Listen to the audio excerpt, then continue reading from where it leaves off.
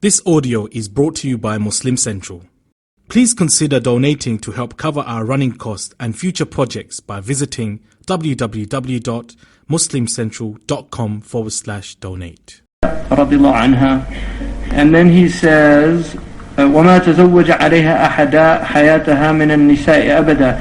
He did not marry any other women besides her as long as she was alive. So the Prophet ﷺ only had one wife until Khadija alayha salam died. ثم تزوج ابنة الصديق وعمرها 6 على التحقيق. After her death, he contracted the marriage with the daughter of the Truthful One, also Sauda, and you'll get khilaf in the seerah literature. Did he marry Sauda first and then Aisha? But Sauda, he married her.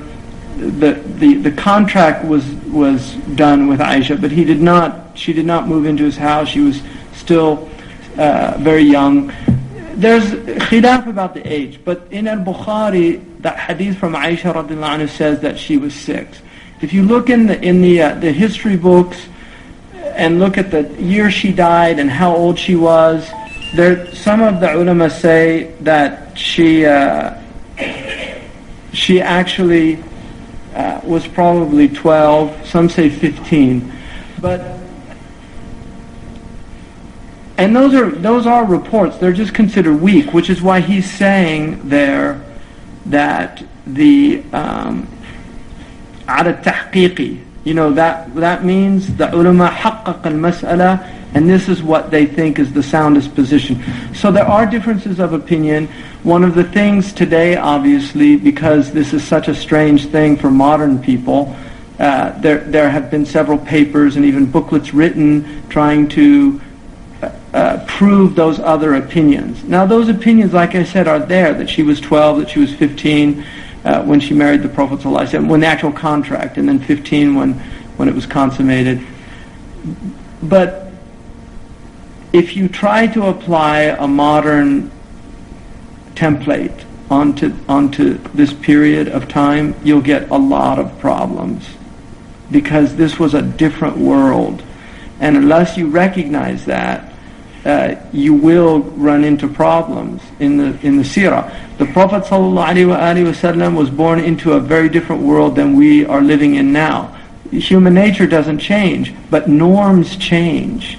Norms, the a'raf of people change. In our urf, this would not be acceptable, and this is a masala urfiyya. It's a question of urf. It's not, and this is why nobody found this strange. Even when Washington Irving, who wrote his book on the Prophet, the famous people who know Washington Irving, he wrote a book on the Prophet ﷺ, and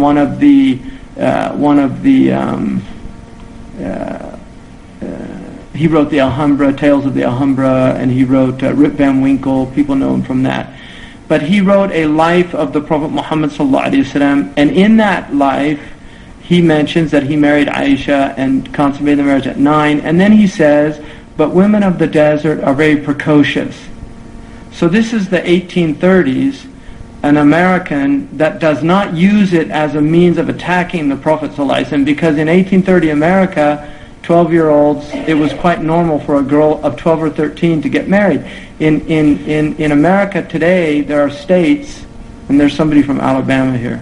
I'm not making any jokes about Alabama, but there are states where it's permissible to marry a 13-year-old, a 12-year-old with consent, adult consent. But people used to get married when the period came. A girl was biologically capable of having children. Now, if we look also, it's important to note that Aisha radiallahu anha is by no means an ordinary person. And she is one of the most extraordinary women that has ever lived. Anybody that does a study of her life will conclude that not only was she a genius, clearly. I mean, you can look at a person. It's very strange for people that study American history. You have to ask, how is it possible that all these men were living at the same time? John Adams and Thomas Jefferson and Alexander Hamilton, very unusual people to be living at the same time, because we don't have that. So, but if you look at the Prophet ﷺ, the people around him, and that he was given as companions, it's beyond belief. It's so extraordinary. I mean, it's not beyond belief. Amantu billahi wa rasulihi, but it is extraordinary. And so the Prophet ﷺ, his marrying Aisha is very significant. She transmits a third of the religion, according to in fiqh. She gives us so many masail. She solved many of the problems. She was also a brilliant poet, a rawiya of poetry. She knew all the Jahili poetry, and she was raised in the Prophet ﷺ's house. So she would have learned that in the Prophet ﷺ's house. She was a nasaba, she was a genealogist, she knew the lineage of the Arabs. She was also somebody who was very, very independent in her being. She had her own opinions about things, and she did not suffer fools lightly. She's a stunning, extraordinary woman in human history. And so, this idea, this attack on the Prophet ﷺ today is really quite, it's just an odious, vile, contemptible smear of his personality, of his honor. And none of us should be in any way, shape, or form embarrassed by this, but it needs to be understood within the context of the time, the place, and the people. Now, I asked the chief rabbi of one of the chief rabbis of Israel at a conference I was at in Europe. I asked him in the Torah, in the Talmud, which is their kind of book of narrations and fiqh, and they have all their masail in there. And I asked him, what is the youngest that you can marry a child, for an adult to marry? And he said, there's difference of opinion. They're like us, 3 rabbis, 4 opinions. And we have that too, 3 imams, 4 opinions, because a lot of imams will have 2 opinions on something, especially Ahmad ibn Hanbal. He has a lot of masail where they don't know the tarjih. They'll have 2 opinions, so they'll literally narrate them as 2 opinions. So he told me, he said 6 is generally the earliest. And then I said, and what about consummation? He said 9. And then I said, well, what do they do now? He said, well, most rabbis, they'd have to be at least 13 before they would do the marriage. So again, it's urf. So if you're looking at the Jewish tradition itself, they have the same laws in their tradition. And they know that this is a pre-modern norm. So even though the modern society, I would not personally be happy for anybody in the West to marry a girl that was under 15. I don't think it would be appropriate in our environment or conditions. But there are girls now in America that are 12, 13 having children, and they're having sex at 10 now. So there's a book by Robert Epstein called The Case Against Adolescence, and he's arguing that you need to start treating young people more like adults, because they really are adults, and it's treating them like children that causes all this adolescent behavior. And he has a lot of social science to back up his views. People forget also the 50, 60 years ago in the United States, it was quite common for girls 14 to get married. For people that know William Durant's work, Muriel Durant is his wife. He married her when he was, I think, in his early 30s, and she was, I think, 13 years old. And she became a world-class historian under his tutelage and co-wrote that book, The Story of Civilization, which I think is still in print. So, even in our own culture, we do have that in our past, but not in our present, and that's why it's, for some people, that's a little difficult. Anyway, I elaborated on that just because it is an issue that does come up. But I think it's very important to recognize that Aisha radiallahu anhu, by merely reading the hadith with Aisha, you will come very quickly to recognize that this was not a little girl. This was a very dynamic mature young woman who stood her own ground with the Prophet ﷺ himself, disagreed with him on more than one occasion. If you want to know the level of her erudition, for those who know Arabic, the hadith of Zara' will show you the type of erudition. Qadi Iyad wrote a commentary on that book that was published in Morocco, but it's where the 9 women come together, and each one, they all make an oath that they're going to tell the truth about their husbands, and each one, and Zara' tells about Abu Zara and how much she loved him and how good he was. The other ones kind of complain about their husbands generally. But Zara' doesn't complain, but then he got married, he took a second wife, and she got jealous, and he ended up divorcing her, and then she got another husband who was good, he was giving her everything, but she was unhappy with him, because all she could think about was Abu Zara'. So the Prophet said, "You're like Zara' to me." In other words, don't let these other women destroy the relationship that we have. So he was just letting her know that, because she was jealous lady. She had ghayra, and ghayra is a normal function of people. Men have it and women have it. There's nothing wrong. A woman not wanting their husband to take a second wife is not about iman, like your iman's weak or something like that. I mean, some of the men will say that your iman's weak. It's not weak iman. It's a normal fitra thing that Allah has put into men and women, which is why in the Maliki madhab, I don't know if you read the Saudi Gazette this morning. Did anybody read it? There's a horrible article. Don't read that newspaper. You just get depressed. But there's a horrible article about people taking second wives and then basically using them as maids. It's a front page article. I mean, thank God people don't read this stuff in America. If they read these, I mean, they're on websites and things, but it's not common thing. But it's really disturbing. I'm glad at least they're talking about it, which is a good sign. That the country is changing a little bit, because these type things they never used to mention in the newspaper. So the fact that they are talking about it is actually a good sign. But it's just women getting into these second marriages and then finding out that they just wanted them as a servant that they didn't have to pay for.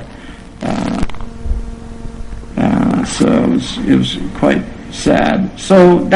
But they mentioned that now the women are learning about stipulations, like that a husband can't get a second wife, and they put in the little newspaper article, even though God permitted it. Well, he also permitted a woman to stipulate that she didn't want a second wife. So it goes both ways.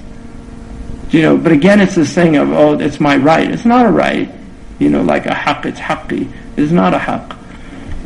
It's a permissibility, it's a rukhsa, and if a woman is not comfortable in that situation, she has every right not to be comfortable, and she can request a divorce and things like that. So, anyway,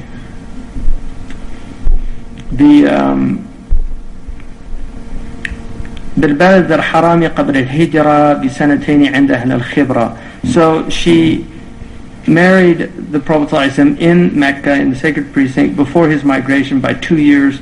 And then there's a khilaf about that. There's a khilaf about when she was born. Some say she was born in the 2nd year of Hijrah. Some say in the 4th year of Hijrah. Some say she was born before the Hijrah. So this is where you get the khilaf about her age. But this hadith in Al-Bukhari, she narrates it. And she states that she was bintu sittin. I was 6 years of age. ثم بنى بها بعيد مرتحل لطيبة وعمرها 9 وصال. He consummated marriage shortly after his migration to the Pure Land when she reached the age of 9. Now, consummation here, بنى بها, we don't know if it was consummated at that point, but she came into his household at that point. She came into his household. And the point that she came into the household was when she was no longer playing with the toys. So it was a sign that she had moved out of that childhood phase. وَمَاتَ عَنْهَا وَهِيَ بِنْتُ حَيٍّ صَلَّى عَلَيْهِ رَبُّ كُلِّ شَيٍّ. So when he died, she was 18 years old. Ha is 10, is 8, and Ya is 10. So Hayy is 18. صَلَّى عَلَيْهِ رَبُّ كُلِّ شَيْءٍ. So when she was 18 years of age, may the Lord of all things bless him. وَلَمْ يكن تزوج المختار بكرا سواها فلها الفخار. The chosen one had not married any other virgin besides her, and for that she had a great honor. She once said to the Prophet ﷺ, what's better if you have your animals, you graze in land, the unuf, the land that animals haven't grazed in before, or the land that animals have grazed in before. And he said, well, the one that the animals haven't grazed in before. So she was trying to show him the qiyas about that she was a virgin, and so it's a better. And he just said nobody was better than Khadija. George Bernard Shaw said an amazing thing. He said that the Prophet ﷺ, he knew that he was a truthful man when he read that story, because he said that normally a man would lie in a situation like that, because it's the woman that he's with, and to say that, oh, I preferred my previous wife, would just not be something most men would do. They would just say, oh yes, of course, I love you much better than her. But because truthfulness was his nature and he could not do that, he said even in that type of situation where a white lie would be expected, he was honest. Sallallahu alayhi wa sallam. وَكَمْ حَوَتْ فِي مُدَّةٍ يَسِيرًا مِنَ الْعُلُومِ الْجَمَّةِ الْغَزِيرَةِ. And how many subjects in such a short time did she master? This is what's so stunning, because she really did master the Arabic language, the lineage of the Arabs, all the poetry, and then fiqh, tafsir. She learned all of these things with the Prophet. She had a prodigious memory, and really quite extraordinary, and that's why we believe that she was chosen for that. The Prophet actually saw in a dream, so it wasn't something that he was commanded to do that. And Abu Bakr radiallahu anhu, she was actually engaged to somebody before that. And this was the urf of the Arabs. They would make engagements as children, even some of the boys. I mean, it wasn't just the women. The boys would be engaged. People would make deals. I'll marry you, my daughter, we'll marry them together, when they were still little babies. In the Arabian Peninsula, that still happens to a certain degree. Arranged marriages in that way, families that have known from the beginning, my son's going to marry your daughter. So, فوهبت ليلى, and then وبالبقيع دفنت في حني ليلا وسودة سمت في السن. She was buried in the graveyard of Baqi' in the 58th year,